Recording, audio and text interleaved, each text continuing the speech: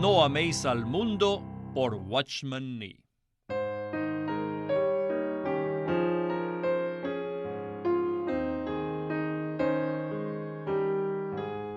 Capítulo 11. Despojando al usurpador. Cristo vino al mundo para salvar a los pecadores. Puesto que en el propósito eterno de Dios no es otro ser sino el hombre el que debe tener dominio, es algo natural y correcto que nuestra compasión se dirija a los pecadores. Sin embargo, a pesar de todo lo que ya hemos dicho de antemano, podríamos pensar que salvar almas para el Salvador del mundo en este breve periodo de gracia es la manera suprema que disponemos para robarle sus despojos a Satanás. Sin duda que si nuestro tema fuera el hombre, haríamos mucho énfasis acerca de ganar almas. Pero ya hemos tratado el asunto del evangelismo en otra parte. Por lo tanto, en lugar de esto, me propongo concluir estos estudios sobre el mundo tomando otra área más materialista del señorío de Satanás por medio de ilustraciones prácticas acerca del arte de saquear al hombre fuerte. Me refiero específicamente a las finanzas. El dinero se opone a Dios. La palabra de Dios se refiere al dinero como al mamón de injusticia en Lucas 16. Cuando Jesús dijo, ganad amigos por medio de las riquezas de injusticia, no quiere decir que hemos ganado las riquezas de forma injusta, sino más bien que las riquezas mismas son injustas. Por lo tanto, lo que se nos presenta aquí no son métodos injustos que se usan para obtener las riquezas, ni tampoco el uso injusto que se les da a las riquezas, sino el carácter injusto del dinero mismo. Esencialmente, en su carácter, el dinero es maligno. Nosotros hablamos del dinero limpio o el dinero sucio o inmundo, pero a los ojos de Dios, todo dinero es sucio. El hombre que conoce a Dios conoce el carácter del dinero. Él sabe que el dinero en sí mismo es maligno. Si usted quiere poner a prueba cualquier cosa en su carácter, solo necesita preguntar si esa cosa nos acerca o nos aleja de Dios. El dinero invariablemente nos aleja de Dios. Jesús claramente en Lucas 16:13 establece el principio que es imposible servir a Dios y a Mamón. Pero yo pienso que aun sin que él hubiera declarado, la mayoría de nosotros estaríamos convencidos de que sí es así. La experiencia nos muestra que Dios y Mamón nunca están en el mismo lado. Mamón siempre está puesto en contra de Dios. Por supuesto, sería posible interpretar las palabras de Jesús en un sentido más amplio y ver que Mamón representa todo lo que se opone a Dios en términos generales. Pero el apóstol Pablo nos ayuda a identificar al dinero como la manera más exitosa que el mundo utiliza para apartarnos de Dios. En 1 Timoteo 6, 9 y 10 dice, «Mas los que quieren enriquecerse caen en tentación y lazo, y en muchas codicias necias y dañosas, que hunden a los hombres en destrucción y ruina, porque raíz de todos los males es el amor al dinero, el cual persiguiendo a algunos se extraviaron de la fe y fueron traspasados de muchos dolores». En otras palabras, si existe algo que nos puede apartar de Dios, eso es el dinero. La esencia del mundo es el dinero. Cada vez que usted toca el dinero, toca el mundo. Entonces nos preguntamos, ¿cómo podemos tomar algo que con certeza sabemos que es del mundo y sin embargo no involucrarnos con el sistema del mundo? ¿Cómo podemos hacer negocios y manejar dinero, que es la cosa más mundana del mundo, sin implicarnos con Satanás al hacerlo? Yendo un poco más al punto, puesto que hoy en día no se puede hacer nada sin dinero, ¿cómo podemos tomar el dinero, que es el factor supremo para edificar el mundo del anticristo, y utilizarlo para edificar el reino de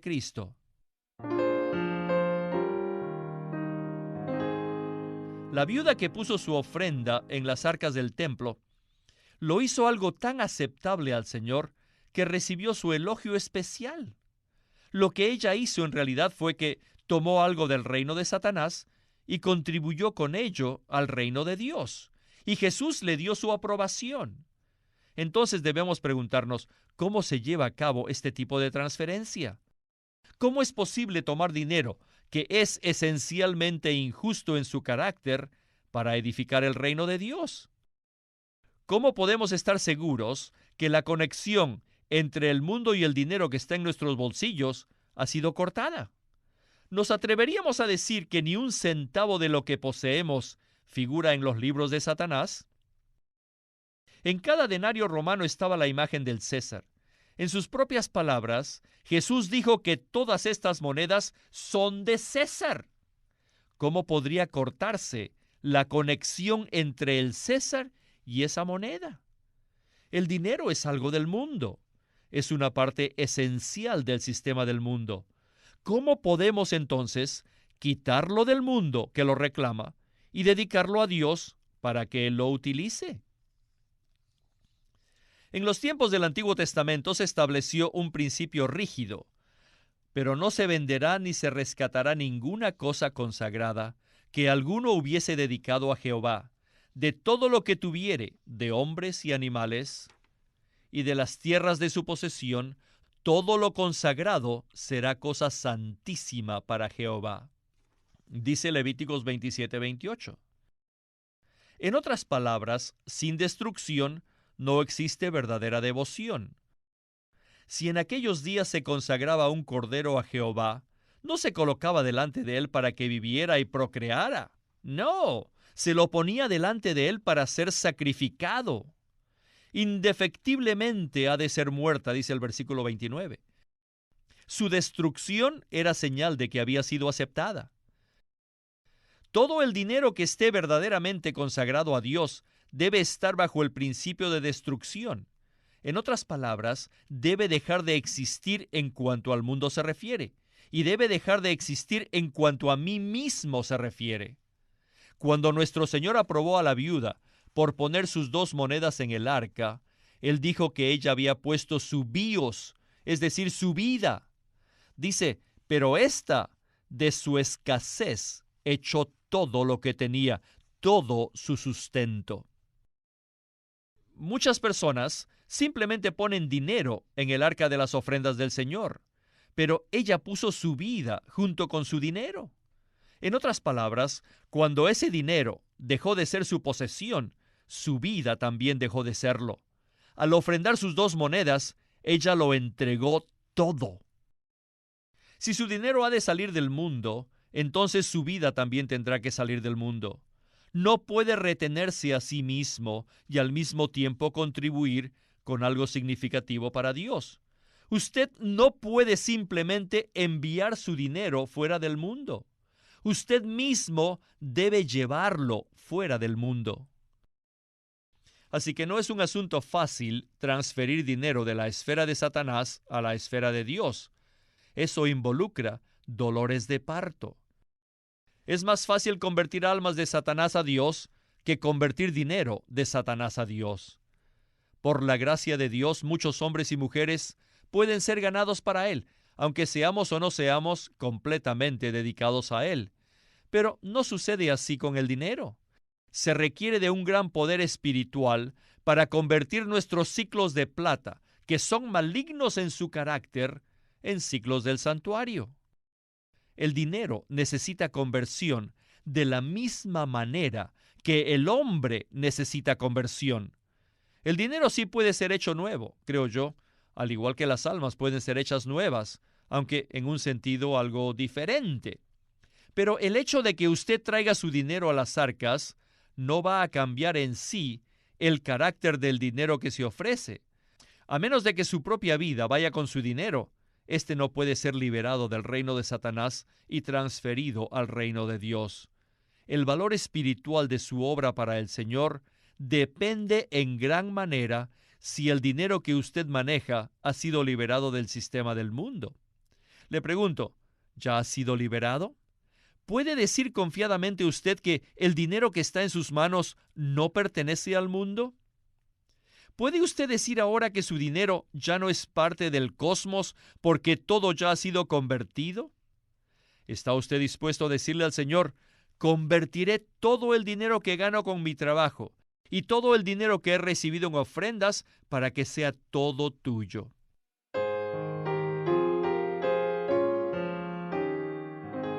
Para Pablo, el principio era muy claro, y les decía a los corintios, los queremos a ustedes y no a sus posesiones. Y les dijo a los santos de Macedonia, que en medio de su profunda pobreza, abundaron en riquezas de su liberalidad. Se dieron primeramente al Señor y luego a nosotros por medio de la voluntad de Dios. En 2 Corintios 8:5. Pablo había sido entrenado con el Antiguo Testamento, donde la consagración de las ofrendas materiales siempre estaba ligada con la consagración de aquellos que traían las ofrendas. Es posible que sus razonamientos hayan tenido sus raíces allí.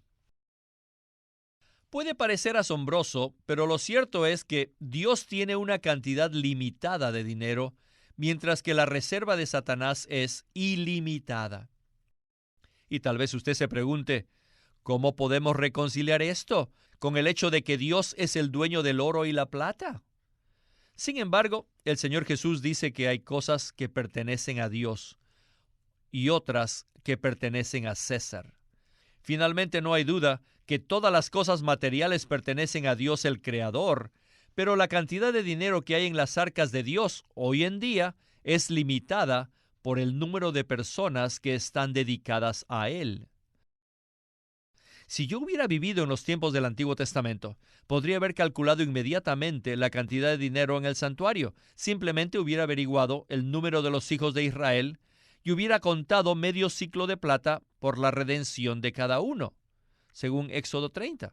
Y a eso le hubiera añadido 5 ciclos más por cabeza por la redención de cada uno de los primogénitos de Israel, además de los levitas, según Números 3. Y luego añadiría a estas dos cantidades el avalúo, según el ciclo del santuario, de cada individuo que según su libre albedrío se dedicara al Señor, en Levíticos 27. Así que sí es el número del pueblo de Dios el que determina la cantidad del dinero de Dios. El margen de riqueza en la tesorería de Dios, en verdad, está basado en el número de personas dedicadas a Él.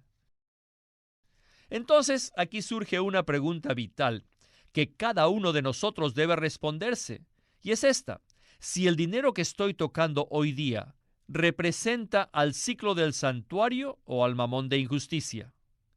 Cada vez que yo recibo $1 o me gano $1, debo asegurarme que se convierta inmediatamente de moneda del mundo a moneda del santuario. El dinero puede ser nuestra destrucción, pero también puede ser nuestra protección. No debemos menospreciar el dinero, puesto que su valor es demasiado real para despreciarlo. Además, puede contar mucho para el Señor. Si usted mismo, con corazón y alma, se sale del mundo, entonces usted puede, si Dios así lo desea, traer muchas cosas preciosas del mundo con usted. Cuando los israelitas salieron de Egipto, trajeron consigo muchos tesoros.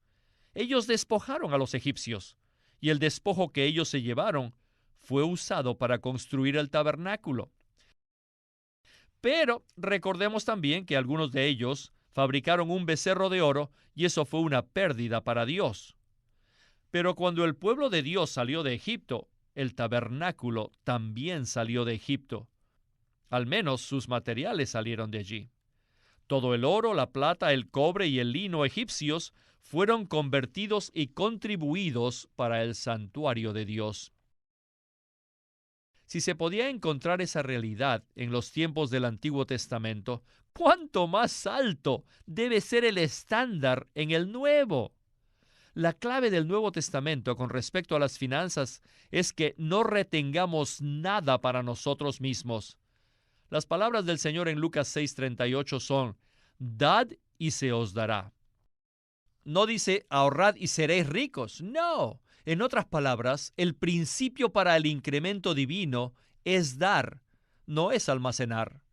Dios requiere que cada uno de nosotros dé proporcionalmente y no que lo haga en forma ocasional. Él no desea que nosotros demos caprichosamente en cierto momento, sino que nuestra ofrenda sea el fruto de un pacto definido al que hemos llegado con Él y al cual nos apegamos. Y esto se debe a que, como vimos, el verdadero secreto para despojar a Satanás es la dedicación personal. Es algo completamente imposible que hayamos sido redimidos y que no nos ofrezcamos a Dios como consecuencia de eso. Y que no sois vuestros, dice 1 Corintios 6, 19 y 20, porque habéis sido comprados por precio.